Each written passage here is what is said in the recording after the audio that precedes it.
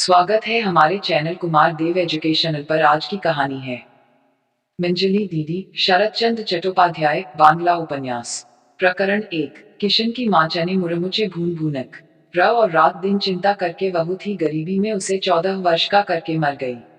किशन के लिए गांव में कहीं खड़े होने के लिए भी जगह नहीं रही।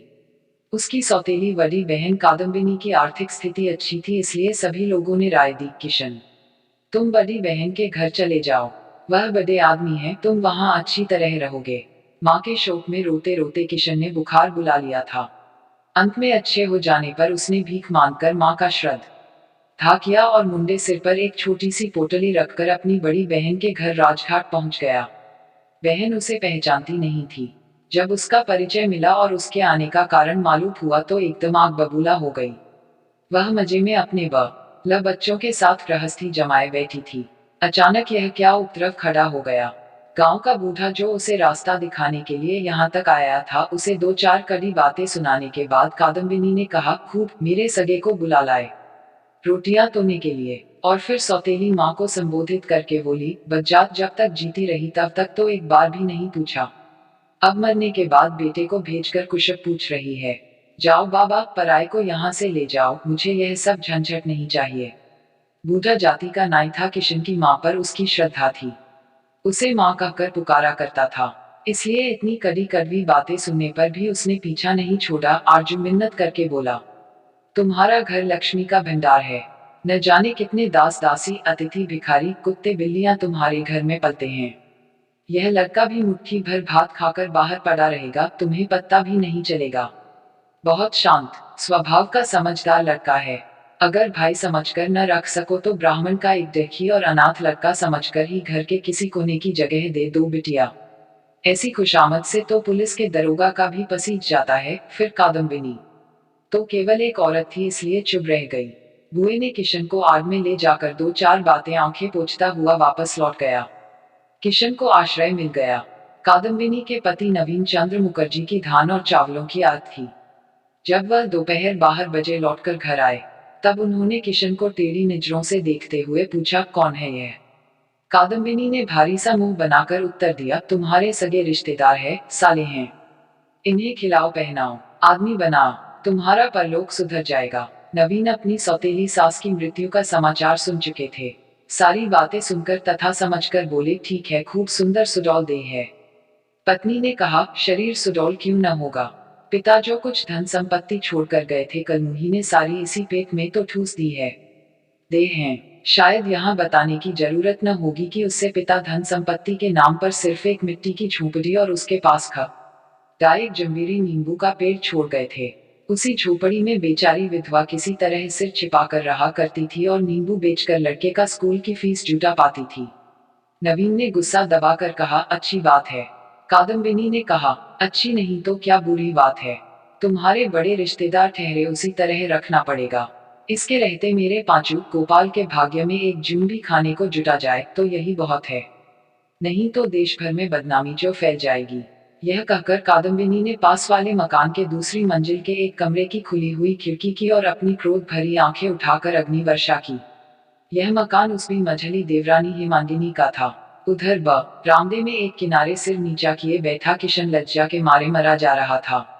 भंडार घर में जाकर कादम्बिनी नारियल की भेटी से थोड़ा सा तेल निकाल लाई और किशन के पास रखकर बोली, अब झूठ मूठ टिसुए बहाने की जरूरत नहीं, जाओ ताल में नहा आओ, तुम्हें तेल फुलेल लगाने की आदत तो नहीं है।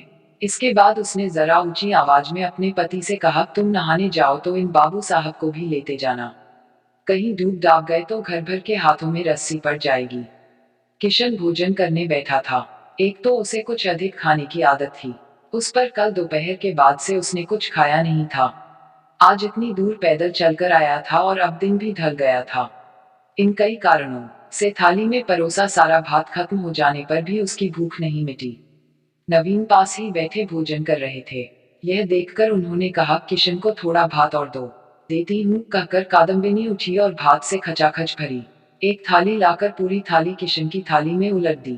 इसके बाद जोर से हंसती हुई बोली, यह तो खूब हुआ, रोजाना इस हाथी की खुराक जुटाने में तो हमारी सारी आड़त खाली हो जाएगी। शाम को दुकान से 2 मन मोटा चावल भेज देना, नहीं तो दिवालिया होना पड़ेगा। बताए देती हूँ। मर्मवेदी लज्जा के कारण किशन का चेहरा और भी झुक गया। वह अपनी माँ का एक ही लड़का था। यह तो हमें मालूम नहीं कि अपनी दुखियारी माँ के यहाँ उसे महीने बढ़िया चावल मिला करता था या नहीं, लेकिन इतना जरूर मालूम है कि भरपेट भात खाने का अपराध में उसे कभी लज्जा से सिर नीचा नहीं करना पड़ता था। उसे याद आया कि 1000 अधिक खा लेने पर भी वह अपनी माँ की खिलाने की साध का भी पूरी नहीं कर पाता था। उसे यह भी याद आया कि कुछ ही दिन पहले गुड्डी और चरखी खरीदने के लिए उसने 2 करछूल भात अधिक खाकर माँ से पैसे वसूल किए थे। उसकी दोनों आंखों से आंसुओं की बड़ी बड़ी बूंदें निकलकर चुपचाप खाने लगा। वह इतनी भी हिम्मत नहीं कर सका कि बायां हाथ उठाकर आंसू पोंछ डालता। वह डरता था कि कहीं बहन देख न ले। अभी थोड़ी देर पहले ही वह झूठ मूठ तसुए बहाने के अपराध में झिड़की खा चुका था, और उसे अड़की ने इतने दारुण मात्र शोक की गर्दन भी दबा दी थी। प्रकरण 2। दोनों भाइयों ने पैतृक मकान आपस में बांट लिया था। पास वाला 2 मंजिला मकान मजबे भाई विपिन का है। छोटे भाई की बहुत दिन पहले मृत्यु हो गई था। विपिन भी धान और चावल का ही व्यापार करता है तो उसकी स्थिति भी अच्छी, लेकिन बड़े भाई नवीन जैसी नहीं है। तो भी उसका मकान 2 मंजिला है। मंजबी बहू हेमांगिनी शहर की लड़की है। वह दास दासी रखकर 4 आदमी यूं को खिला पिलाकर ठाठ से रहना पसंद करती है। वह पैसा बचाकर गरीबों की तरह नहीं रहती, इसीलिए लगभग 4 साल पहले दोनों देवरानी जेठानी कलह करके अलग अलग हो गई थी।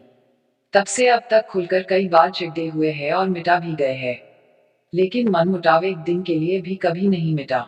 इसका कारण एकमात्र जेठानी कादम्बिनी के हाथ में था। वह खूब पक्की है और भली भांति समझती है कि टूटी हुई हांडी में कभी जोड़ नहीं लग सकता, लेकिन मन मुटाव एक दिन के लिए भी कभी नहीं मिटा। इसका कारण एकमात्र जेठानी कादम्बिनी के हाथ में था। वह खूब पक्की है और भली भांति समझती है कि टूटी हुई हांडी में कभी जोड़ नहीं लग सकता, लेकिन मंजली बहू इतनी पक्की न है। वह इस ढंग से सोच भी नहीं सकती। यह ठीक है कि झगड़े का आरंभ मंजली बहू करती है, लेकिन फिर मिटाने के लिए, बातें करने के लिए और खिबाने पिलाने के लिए वह मन ही मन छटपटाया भी करती है, और फिर एक दिन धीर से पासा बैठती है। अंत में हाथ पैर जोड़कर, रो धोकर, क्षमा याचना करके जेठानी को अपने घर पकड़कर ले जाती है और खूब आदर स्नेह करती। दोनों के इतने दिन इसी तरह कट गए हैं। आज लगभग 3 साढ़े 3 बजे हेमांगिनी इस मकान में आ पहुंची। कुएं के पास ही सीमेंट के चबूतरे पर धूप में बैठा किशन ढेर सारे कपड़ों में साबुन लगाकर उन्हें साफ कर रहा था। कादम्बिनी दूर खड़ी थोड़े साबुन से शरीर की अधिक ताकत लगाकर कपड़े धोने का कौशल सिखा रही थी। कैसे गंदे और मैले कुचेबे कपड़े पहनकर आया है। बात ठीक थी। किशन जैसी लाल किनारी की धोती पहनकर और दुपट्टा उठकर कोई अपनी रिश्तेदारी में नहीं जाता। उन दोनों कपड़ों को साफ करने की जरूरत अवश्य थी, लेकिन धोबी के अभाव के कारण सबसे अधिक आवश्यकता थी पुत्र पांचू गोपाल के 2 जोड़ी और उसके पिता के 2 जोड़ी कपड़ों को साफ करने की, और किशन वही कर रहा था। हेमांगिनी देखते ही समझ गई थी कि कपड़े किसके हैं, लेकिन इस बात की कोई चर्चा न करके उसने पूछा, जीजी, यह लड़का कौन है? लेकिन इससे पहले ही वह अपने घर में बैठी आड़ से सारी बातें सुन चुकी थी।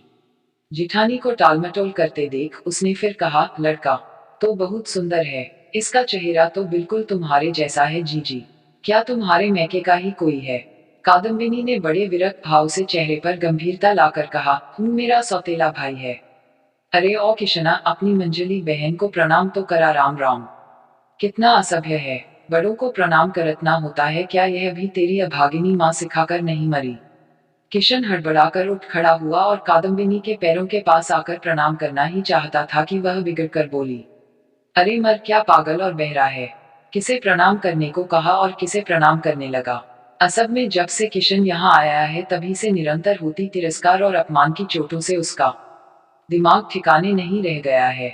उस फटकार से परेशान और हितबुद्धि सा होकर ज्यों ही उसने हेमांगिनी के पैरों के पास आकर सिर झुकाया, त्यों ही उसने हाथ पकड़कर उसे उठा लिया और उसकी थोड़ी छुकर आशीर्वाद देते हुए बोली, बस बस बस, रहने दो भैया, हो चुका, तुम जीते रहो। किशन मूर्ख की तरह उसके चेहरे की ओर देखता रहा, मानो यह बात उसके दिमाग में बैठी ही न हो कि इस देश में कोई इस तरह भी बातें कह सकता है। उसका वह कुंठित, भयभीत और असहाय मुख देखते ही हेमांगिनी का कलेजा हिल गया। अंदर से रुला फूट पड़ी। वह अपने आप को संभाल नहीं सकी। जल्दी से उस अभागे अनाथ बालक को खींचकर सीने से चिपटा लिया और उसका थकान तथा पसीने से डूबा चेहरा अपने आंचल से पूछते हुए जेठानी से बोली, हाय हाय जीजी, भला इससे कपड़े धुलवाए जाते हैं, किसी नौकर को क्यों नहीं बुला लिया। कादम्बिनी सहसा अवाक रह गई, उत्तर न दे सकी, लेकिन दूसरे ही पल अपने आप को संभाल कर बोली, मंजली बहू, मैं तुम्हारी तरह धनवान नहीं हूँ जो घर में 10-20 नौकर चाकर रख सकूं। हमारे गृहस्थों के घर। लेकिन उसकी बात समाप्त होने से पहले ही हेमांगिनी अपने घर की ओर मुंह करके लड़की को जोर से पुकार कर बोली, उमा, शिब्बू को तो यहाँ भेज दे बेटी, जरा आकर जेठानी के और पांचू के मैले कपड़े ताल में धोकर लाए और सुखा दे।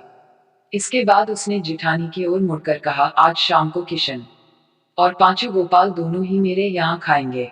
पांचू के स्कूल से आते ही मेरे यहाँ भेज देना, तब तक मैं इसे लिए जाती हूँ। इसके बाद उसने किशन से कहा, किशन, इनकी तरह मैं भी तुम्हारी बहन हूँ, आओ मेरे साथ आओ। कहकर वह किशन का हाथ पकड़कर अपने घर ले गई। कादम्बिनी ने कोई बाधा नहीं डाली, उल्टे उसने हेमांगिनी का दिया हुआ